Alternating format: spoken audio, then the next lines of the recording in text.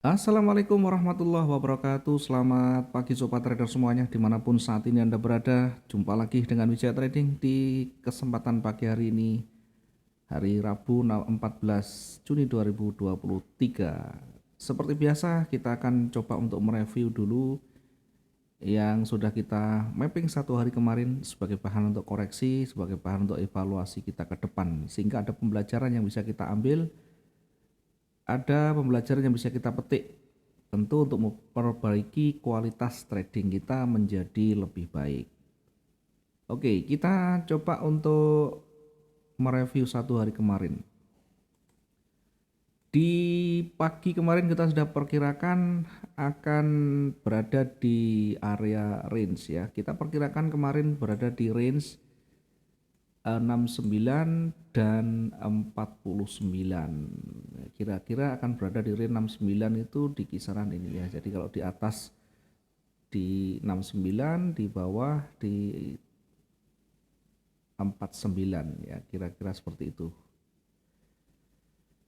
Kemudian kita juga menandai dengan area jenuh di area di atas.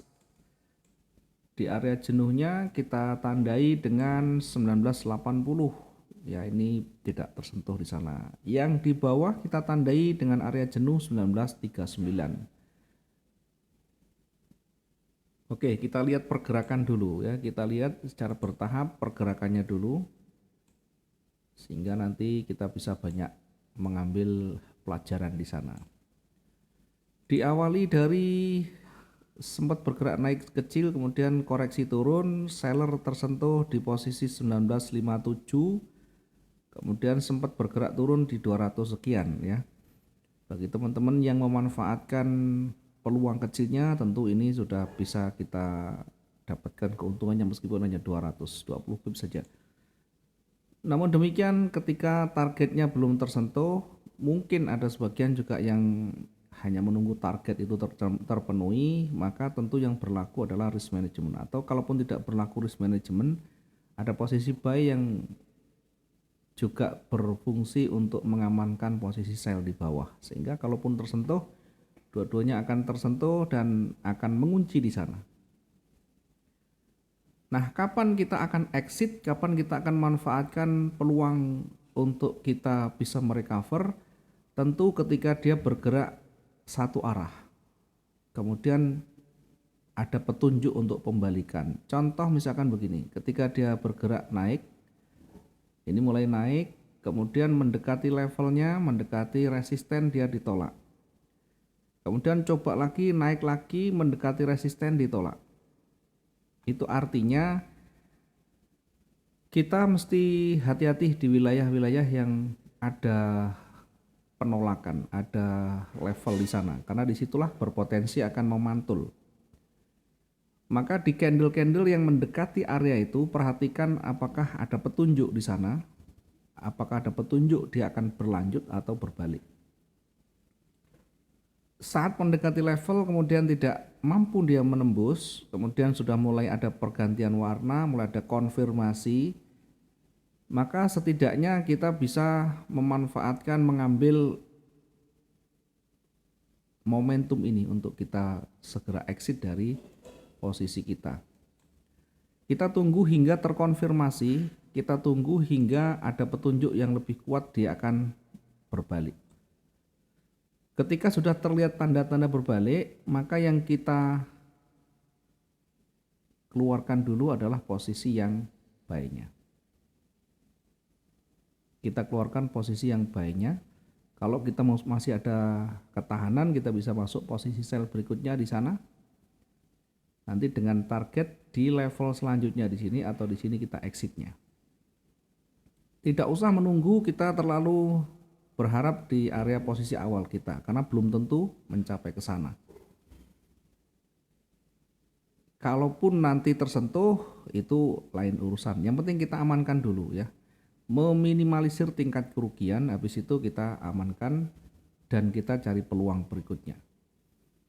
Apalagi jelang berita rilis, itu diupayakan posisi yang sudah ada harus di-clearkan dulu ya, kalau kita menggunakan angka-angka yang cukup signifikan ya, menggunakan lot yang lebih besar.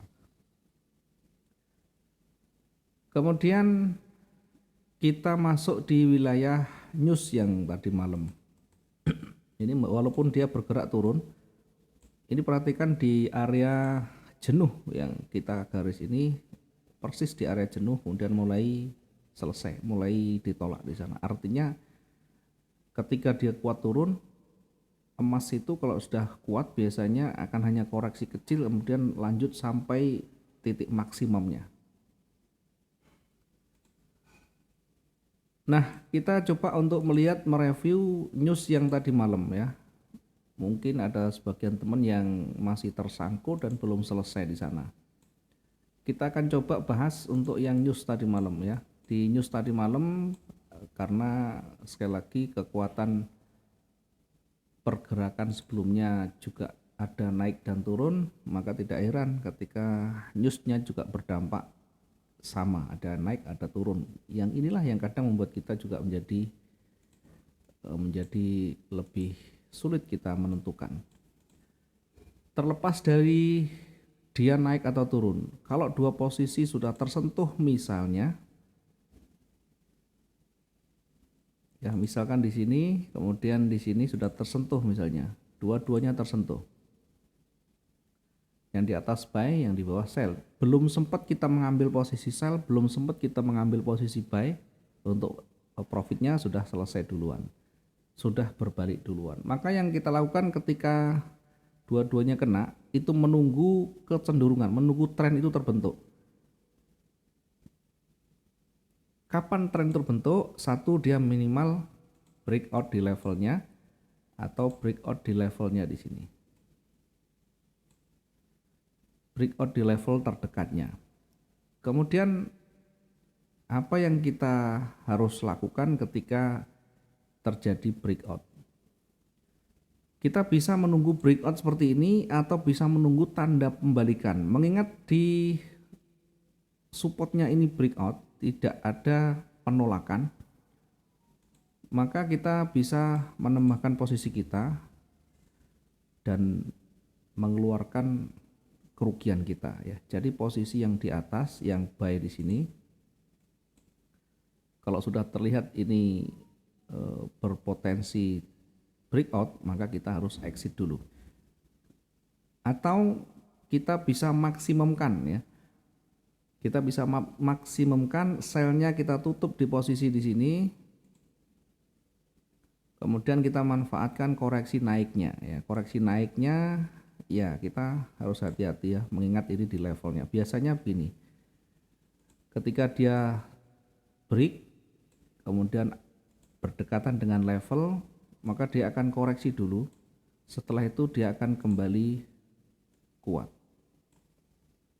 Jadi setelah breakout, hati-hati dengan dia memantul ya. Kalau ada level di dekatnya, kita tunggu hingga pantulan itu selesai, atau bahkan kita bisa manfaatkan untuk pantulannya sampai di levelnya, habis itu kita ambil posisi sell berikutnya. Tentu semuanya harus banyak dialami, harus banyak pengalaman, harus banyak mencoba. Kalau hanya teori tidak akan pernah bisa. Kita juga sering melakukan hal ini dan kita sempat juga videokan. Mungkin ada sebagian teman yang butuh untuk dokumentasi. Bukan maksud kita untuk yang lain, kita hanya untuk teman-teman yang membutuhkan informasi itu. Karena ada kalanya posisi saat tersentuh kemudian dua-duanya kena ngelok atau ngunci, itu bingung bagaimana cara keluarnya. Ya, banyak cara keluar di kondisi seperti itu. Bisa juga nanti kita maksimum turun mendekati level di bawah, kita manfaatkan koreksi-koreksi kecilnya. Kalau tidak ada koreksi, maka jangan dilawan. Kalau tidak ada tanda-tanda pembalikan yang kuat, jangan dilawan. Tanda-tanda kuat itu apa berbaliknya? Sudah kita sampaikan berulang kali ya. Minimal ada loss momentum, ada rejeksi, ada perubahan warna, dan perubahan warna itu ada pengaruh yang signifikan, bukan pendek-pendek, tapi lebih signifikan. Kemudian lihat apakah di situ ada trigger, ada pola candle ya. Pola candle yang valid di ujung itu biasanya ada rejeksi, doji, hammer dan sebagainya, kemudian ada inside bar. Di luar itu biasanya tidak terlalu valid. Sehingga harus betul-betul kita hati-hati ketika di kondisi tren kemudian dia mulai berubah warna.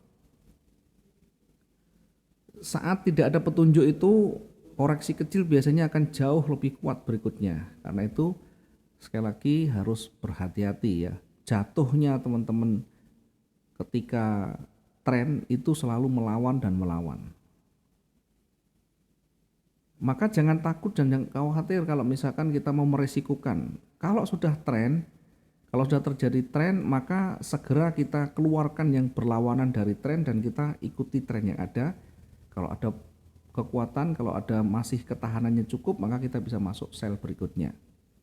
Targetnya adalah segera exit dan mengcover atau meminimalkan resiko ruginya. Setelah itu kita bisa tunggu peluang-peluang berikutnya. Mungkin ini bisa kita review ya. Selain itu, saya juga berharap teman-teman banyak belajar dari pengalaman, banyak belajar dari histori yang sudah pernah dijalani, sehingga tidak terulang kembali. Kalau misalkan ada news yang berdampak besar, dianggap sangat membahayakan, atau mungkin tidak punya basic pengalaman yang cukup di sana, tentu lebih baik kita menunggu sampai news itu selesai.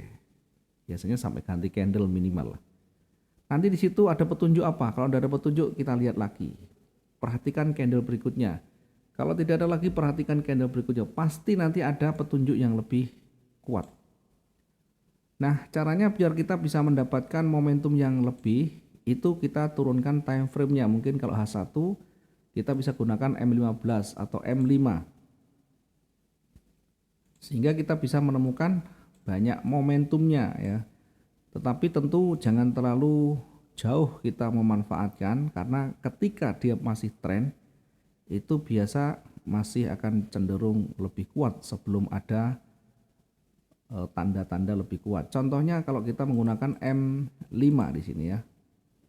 Kalau kita menggunakan time frame M5, ketika ada rejeksi ya, ketika ada penolakan, ketika ada doji dan sebagainya, maka jangan lupa untuk selalu menguji dengan area koreksinya. Harus selalu menguji di area koreksi. Contoh begini ya. Ini ketika dia ada doji, pergerakan ini akan berpotensi dia akan naik. Ya, tetapi jangan berharap terlalu jauh dulu. Kita uji di pertengahannya. Kalau setengahnya dari ini aja belum bisa dia lewati, maka bakalan dia kembali turun. Jadi seperti ini, apalagi belum sampai di situ, dia memantul kembali ke bawah, maka dia akan jauh lebih kuat. Ya, dia akan jauh lebih kuat. Selalu perhatikan candle demi candle yang terbentuk ketika dia sudah mulai berjalan ya. Kalau misalkan dia mulai naik, maka kita uji dulu mampu enggak. Oh, ini masih belum mampu, berarti masih datar. Bahkan ini bisa berpotensi turun lagi, gitu ya.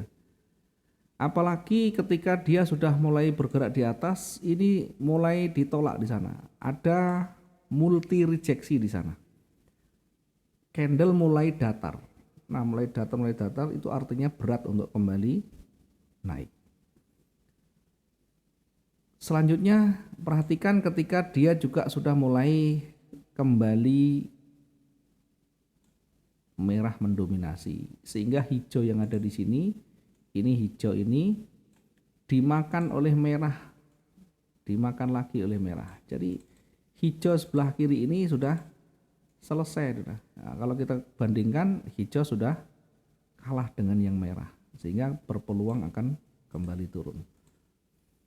Tentunya harus melihat kondisi range-nya, kondisi levelnya, seperti yang kemarin kita sudah tarik garis-garisnya ya, di area jenuhnya. Oke, kita lanjut di analisa pagi hari ini ya, analisa pagi hari ini. Setelah satu hari kemarin bergerak signifikan, bergerak ke bawah, kalau kita amati di time frame H4 ya, ini memang kemarin bergerak sangat signifikan sellernya, tetapi semuanya lagi-lagi terbentur di sini. sehingga kekuatan buy dan sell itu sebenarnya sama ya. Dia naik turunnya masih sama seperti ini. Kekuatan naik dan turun sama itu juga berpeluang naik dan turun lagi, sehingga sampai saat ini karena berada di bawah ini berpotensi kembali naik lagi, berpotensi akan memantul kembali ke atas. Apakah nanti sampai di ujung atas lagi atau hanya sampai di sini, nanti kita uji lagi. Yang jelas ada petunjuk sampai di levelnya dia kembali naik. Kemudian dari sisi perubahan warna, ada rejeksi di sana, kemudian ada pergantian warna, sehingga ini menunjukkan akan adanya pembalikan ya. Apakah nanti kuat menembus level atau tidak, nanti kita cek lagi ya.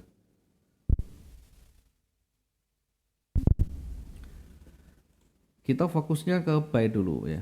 Kita fokus ke buy, hanya saja untuk melihat triggernya kita gunakan di time frame yang lebih kecil ya. Kita gunakan time frame M15. Oke, di time frame M15 kita tempatkan di sana. Kita tempatkan untuk buy-nya di 1947 ya. Buy kita tempatkan di 1947 poin sekian. Kemudian sampai di mana? Kita akan uji dulu sampai di mananya. Targetnya kita tempatkan di 1953 dulu ya. Targetnya di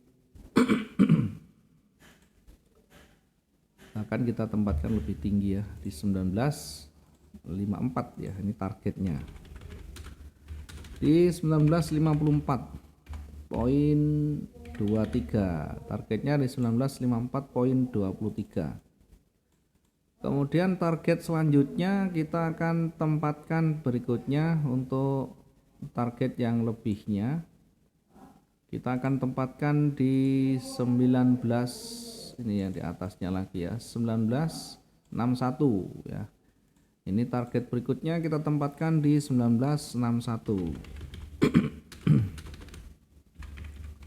poin sekian ya.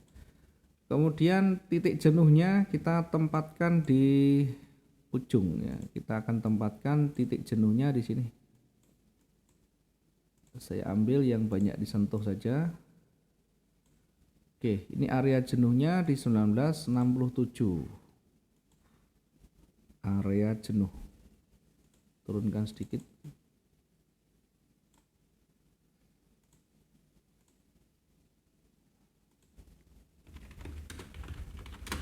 Area jenuh kita tempatkan di 1966.92, meskipun nanti berpotensi juga hingga di 1970, namun kita gunakan yang terdekat dulu ya.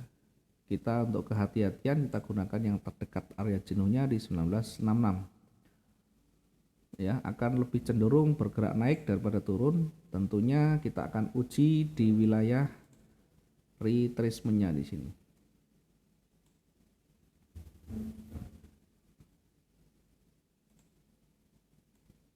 Kita lihat dari ujung atas ke bawah, ini ada naik, kemudian koreksi turun, kemudian naik lagi, kemudian turun lagi. Nah, saatnya bergerak naik. Saatnya bergerak naik, sehingga kita bisa menempatkan posisi buy-nya di sana. Sebagai bentuk keseimbangan, kita akan mengantisipasi dengan posisi sell di sini. Di kondisi yang terpaksa, di kondisi yang berbalik, ya kita akan menempatkan posisi kita di sini.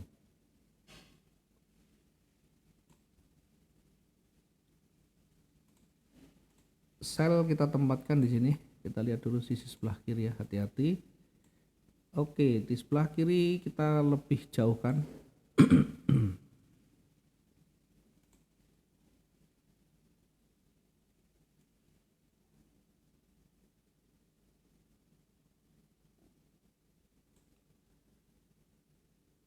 kita lebih jauhkan posisi sell kita di 1937.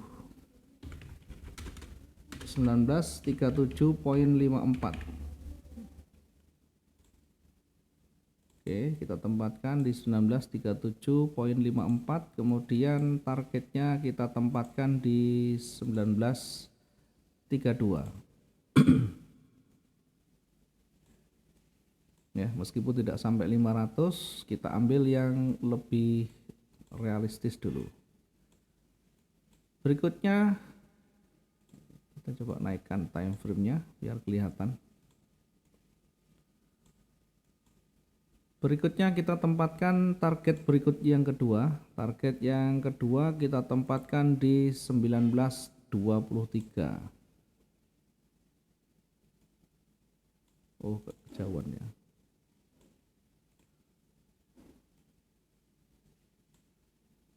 Area jenuh kita tempatkan di 1918.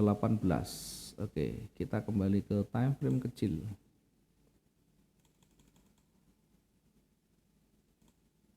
Oke, kita kembali ke time frame yang kecil di sini ya. Sell kita tempatkan di 1937 poin sekian. Ini sellnya kita tempatkan di sana. Kemudian targetnya yang pertama di 1932. Ini target yang terdekat di 1932 poin sekian ya. Kemudian berikutnya target yang kedua kita tempatkan di 1926. 1926.25. Kemudian di area jenuhnya kita akan menempatkan area jenuhnya di 1918. Ini area jenuhnya untuk kita nanti lebih hati-hati. Area jenuh kita tempatkan di 1918. Sebagai bentuk nanti kehati-hatian mendekati area di sini, ini biar bisa berpotensi nanti akan memantul ya. Oke, itu yang kita analisakan hari ini. Mudah-mudahan nanti bisa membantu.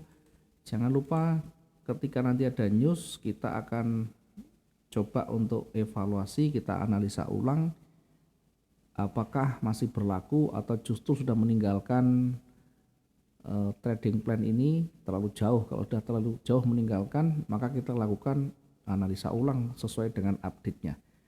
Terima kasih, sampai ketemu di kesempatan berikutnya, sampai ketemu di evaluasi berikutnya. Dan mudah-mudahan bisa maksimum profit kita hari ini. Selamat pagi, assalamualaikum warahmatullahi wabarakatuh. Salam profit dua arah.